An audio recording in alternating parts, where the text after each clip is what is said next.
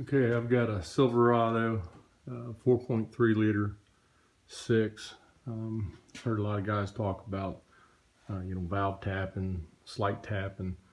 This one here, when it sits for a while, it's pretty heinous tap. What I'm going to do is something I've done many times before. You get that kind of tap and stuff like that. You can go through, put new lifters and find out if it's collapsed. 9 times out of 10 it's not.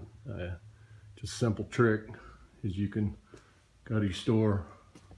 I've got a good fresh oil change on mine, so this one here is just going to change the filter.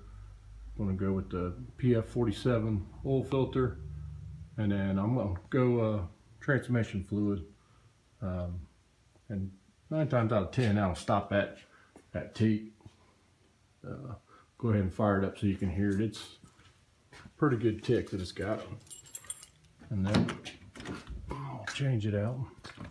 See how it does. Hold on with me here.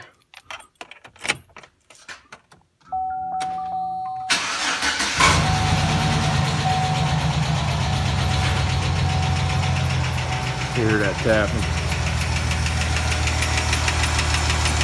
I'm gonna go ahead and change that out so that y'all can hear the difference here.